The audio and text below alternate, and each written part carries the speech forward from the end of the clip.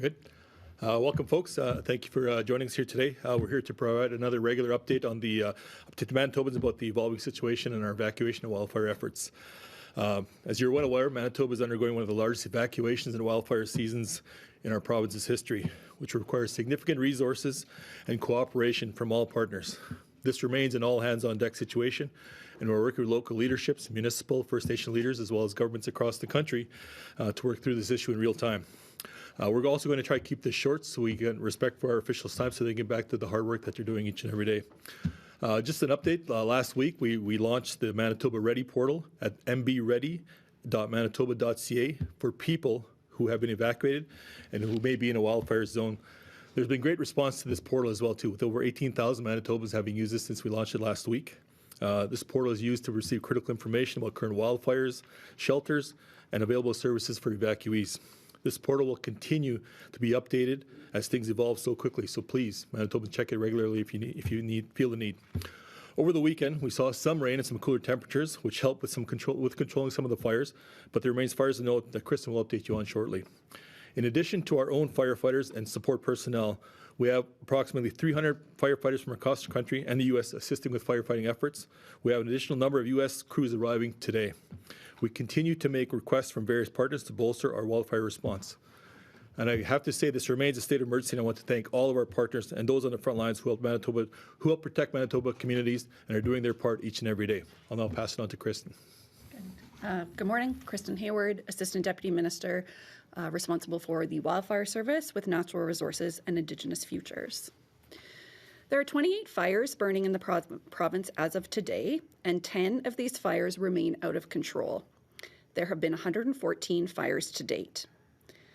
We continue to have a number of fires in close proximity to communities, and all of these that I will mention are still out of control. For these fires, our main objectives are to continue work on the flanks adjacent to the communities, set up and maintain value protection, and patrol for any spot fires in the community. In the north number 2 near Lynn Lake is over 71,000 hectares. North 5 in the vicinity of Genpeg, Cross Lake, Pimachikamak Cree Nation is over 58,000 hectares now. North 10 at Split Lake to Tasqueat Cree Nation is about 21,000 hectares. And for all of these communities, work has been done to create fire guards adjacent to the communities, and those are holding still at this time. In the east, Fire East 61 in the Nopaming area is now over 203,000 hectares. Priority is working in the Davidson Lake area, and we're working on hardening the perimeter of that fire all around. In the west, the largest fire in the province is West 17 in the vicinity of Flin Flon and Sheridan. That fire is estimated to be over 307,000 hectares. Our overall objective, of course, is to allow people back in as soon as we can, ensure that it's safe to do so, but that fire definitely remains out of control. And flare-ups are expected to still happen later this week when we see an uptrend in the weather. There has been a little bit of rain in Flin Flon, but it was really only 2 to 4 millimeters, which is not enough to control that fire. We continue to work with the province of Saskatchewan, with Office of the Fire Commissioner and local fire departments to protect the community as well as areas near Baker's Narrows Airport. Fire 25 at Puckatawagan is now over 55,000 hectares. That fire has not grown significantly recently, but that was recently mapped, so that's why you'll see that new size. And Fire West 28 near Baker's Narrows Provincial Park is over 5,000 hectares on the Manitoba side. We continue to have a number of other fires of note, which will be detailed in the bulletin later today and have been in previous bulletins as well. For information on those, you can look there. I just wanted to note, in terms of enforcement, conservation officers in the province have laid 74 charges and issued 28 warnings for wildfire-related infractions since May 1st. And I think I will leave it there for today. I'll leave it to Christine. Thank you, Kristin. I'm Christine Stevens. I'm the Assistant Deputy Minister responsible for the Manitoba Emergency Management Organization. Manitoba remains under a provincial state of emergency. Currently, there are 24 states of local emergency across the province, and 27 communities across Manitoba remain evacuated due to wildfire threat, with 6 evacuating due to wildfire smoke-related impacts. As of this morning, excuse me, there are approximately 21,000 individuals who have registered as evacuees with the Canadian Red Cross. Currently, there are 3 reception centres established, one in Winnipeg, one in Brandon, and one in Thompson, and there are 4 congregate shelters established as well in Winnipeg, Thompson, Nelson House, and Seguin. I'll hand it to Minister Naylor now. Thank you, Christine. So I'm Lisa Naylor. I'm the Minister of Transportation and Infrastructure, who's also responsible for Emergency Management Organization. The safety and security of Manitobans remains our #1 priority during this wildfire season. This is one of the largest evacuations in our province's history, as we're nearing 21,000 people who've been evacuated. And we have moved very quickly to give safety and shelter. Most of those evacuations have taken place over the past 2 weeks. Excuse me. The government anticipates there may be a need for more hotel rooms as the wildfire season continues. For that reason, we are urging Manitobans and Canadians to reconsider non-essential travel and event plans within Manitoba. There are thousands of evacuees currently displaced, and the provincial government, along with its partners, has been working quickly to find accommodations that fit their comfort, medical, and family needs. We absolutely know how important tourism is to Manitoba, and we are very mindful of the many workers whose livelihoods depend on a strong tourism sector. We are fully engaged with hotel and tourism stakeholders to ensure that relevant information is flowing in all directions in real time, and we're confident that with full information concerning capacity and availability in hotels, motels, and other temporary lodging across the province, as well as planned events throughout the province, we will be able to safely find lodging for all evacuees, along with all of the necessary supports through the Canadian Red Cross. I know Manitobans want to do their part to help, so refraining from non-essential travel in our province during this time of serious challenge is one step we can take together to support our fellow Manitobans. I now invite you to ask questions. In terms of the enforcement, have there been any, we heard of arson charges in another province. Have there been any arson charges laid, or are the infractions simply, having a fire when you're not supposed to, that sort of thing? So the bulk of those infractions that I reported on were related to incidents under the Wildfires Act or the Provincial Parks Act. So those would be things like entering an area that has been closed without authorization. It could be setting or lighting a fire without a permit. That could be in a park or outside of a park. And I'm aware that the RCMP has laid arson charges as well, but I won't be able to speak to those, of course. Last week, the Assembly of Manitoba Chiefs held a press conference with leaders from Northern First Nations who were calling for more firefighting equipment in their communities. Does the province plan to send more firefighting equipment and prevention equipment to these communities, or is there any plan to take action on that front? Well, we have a lot on the go as well too. So we have a number of resources that are out in the communities and supporting not only First Nation communities but the municipalities as well too. But as we go forward and learning from the things that we go through today, I think as a go forward approach, we're absolutely engaging in the First Nation communities as to how we can stand up further infrastructure in those communities, so that when we do have situations such as this, we're all more prepared. A lot of rain in Flin Flon, but I'm hearing that there was a bit more northeast of there, Sheridan, for example. Can you speak to how the rain might have helped just overall in that huge fire? Sure. So the rain definitely helps. Even a few millimeters helps just by bringing the humidity levels up and gives our crews an ability to get some good work done. I understand that the area around Sheridan is looking quite good now in terms of control of the fire line, but of course we're talking about an extremely large fire, so lots of areas still that are of concern. But anytime we have a little bit of a break in the weather, lighter winds, lower temps, or higher humidity levels, it certainly does help our efforts. The fires don't seem to have advanced further into communities. You talked about maintaining the flanks near the communities.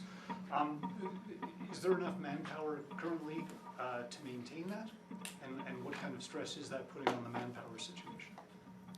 Yeah, I would say right now we are definitely resourced for the current situation that's happening. We are always assessing, what could come based on what forecasted conditions are like, what fire behavior is like, and are continuously looking for ways to ensure that we're going to be at the right levels for our preparedness goals. So that could still be, looking at out-of-province resources if we need to down the road, but at this time we are adequately resourced, I'd say. How many firefighters from the States are arriving today? I don't have a specific number on how many are arriving today. We'll have a better sense later this week. They are trickling in from a number of, I understand, different states. But we do have 122 U.S. personnel in the province already who arrived a few days ago. Back to my question about arson. Some people may be confused because the term human-caused fires can cover a wide range of things, from something deliberate to something accidental. Can you give us an idea as to what percentage of these fires that are human-caused, because many of them are most of them carelessness? Have any been deliberate in recent weeks? I know that the two charges you mentioned date back to about a month ago, but these recent fires, are we talking mostly carelessness, normal activity that might spark a fire in very dry conditions, or something more purposeful? Well, many of our fires remain under investigation, so determining the exact cause, is still a work in progress. I wouldn't say that people are out deliberately setting fires on a large scale. I think the majority of what we see are fires that start because of carelessness. It could just be an accidental or kind of an incidental thing to an activity that someone feels is safe at the time. A train can start a fire, and there's other things that are counted as human-caused fires that aren't a deliberately set fire. Have there been any charges laid related to any of these large-scale wildfires that we're seeing right now? In Manitoba, no, not at this time. The Sheridan and the Wagon fires are quite close. Is there any concern as to whether they're going to merge eventually or not, or is the wind in your favor? They are very close, so it's quite likely that they will join up. However, we're confident in our work to protect the communities themselves. So even if they do, we're not particularly concerned about a large mega fire being formed. Speaking to some firefighters in Creighton, just on the border, they had mentioned that being right there, they had tried to travel to the Manitoba side to join in on the firefighting efforts, but were turned away. Is there any explanation as to why they would be turned away? Is it simply you want to know who's in the fire zone fighting it actively, or? I can't speak to that specific incident. I don't have details on that, but certainly in managing the incident, of course, we're always assessing if we have what we need, and if we have what we need, we don't necessarily want a whole bunch of other resources in there. We have a plan, and we have the resources necessary to execute that plan. So, in terms of local fire resources, do you know how many local firefighters we have on the front line right now? I don't have that number in front of me today, no. Minister Naylor, evacuees are getting $34 a day from the Red Cross. Speaking to any evacuees, is that enough for them? I mean, resources are stretched thin, we're running out of hotel rooms, things are getting expensive for evacuees. What I can speak to is some of the work that Manitoba did to increase the amounts of money that would go to evacuees. Historically, there would have been a different amount from Indigenous Services Canada, a lesser amount going to community members compared to what the amount that would have come through our emergency social services. And so the province actually did a lot of work on that to ensure that the same amount of dollars would flow for everyone regardless of where the initial point of contact was for that. I don't, Kristin, do you want to elaborate on that a little bit? Sure. You know, I can't speak to how that rate is established. That's something that our team in families might have to speak to more specifically. But accommodations and meals and social supports are provided through the Red Cross for evacuees. And for folks staying with family and friends, they would receive the same amount of support. So, you know, that is the amount that's been established at this time. Can you say what the amount would have been prior? You know, we don't have information on the ISK amount here today. Besides Snow Lake, are there any other evacuations that you're anticipating, whether due to the wildfire itself or the smoke? It's pretty difficult to say with respect to smoke because it all depends on the wind direction, which can shift multiple times even during one day.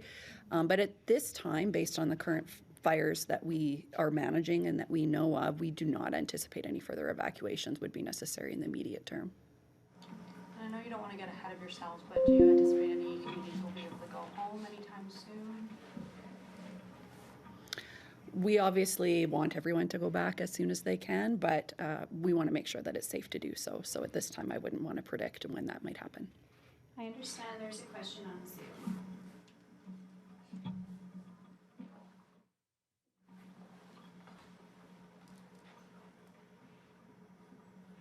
Just repeat it in your mic, Lisa. I understand there's a question on Zoom.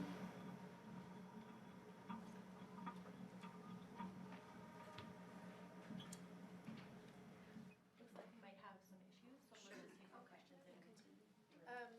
Well, I would ask the opposite questions. Are there any communities that you're expecting that will take longer to get back to their homes? Which one, if so, which ones? I would say a very similar answer to that as well. It all depends on when we feel that it's safe for them to do so. But in terms of like destruction, I mean, you know which communities have been more impacted in terms of infrastructure.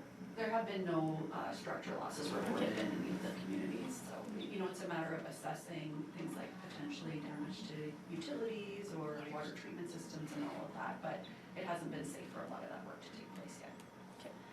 I might have missed it in the intro, but yesterday there was a low to moderate fire danger. And is that the same today? And how do you want Manitobans to think about that? It would be similar today. I don't know exactly how the team will have rated it today, but definitely it's important for Manitobans to remember that just, you know, because it might be raining where they are, or they might have seen that there's rain in the forecast, it doesn't mean that the fire danger, you know, will radically change. The rain really will touch the top layer of vegetation, and then as soon as any wind or heat comes, it evaporates. So underneath, there is still a lot of dry material with potential for ignition. So, you know, ask them to, you know, remain aware of what the fire and burning restrictions are, the travel restrictions, and continue to respect those. Minister Naylor, in terms of urging residents to reconsider their non-essential travel within the province, did the province consult the tourism ministry, or how are you working with the Hotel Association, Manitoba Tourism for this message? Yeah, we're working really closely with the tourism industry and with the Hotel Association, in part just to help with the securing of the necessary hotel rooms. And this, you know, if folks are, you know, having a big meeting or convention or something over the next couple of weeks, if that's possible to reschedule, or if folks are coming into the city for a family weekend, maybe they can consider doing that later in the summer. We just want everybody in Manitoba to contribute to the efforts that we're making here to make safe spaces available for all Manitobans who've been evacuated. And that's strictly voluntary, correct? It's strictly voluntary at this time. Manitobans want to help. People have been asking us all the time, how can we help? So this goes beyond a donation to the Red Cross or dropping off some clothes. It says I can help by not taking up a hotel room right now when we need it. You said at this time. Are you considering? This is a request of Manitobans to help us out here. Any other questions from the room? Okay, thanks, folks. Thank you.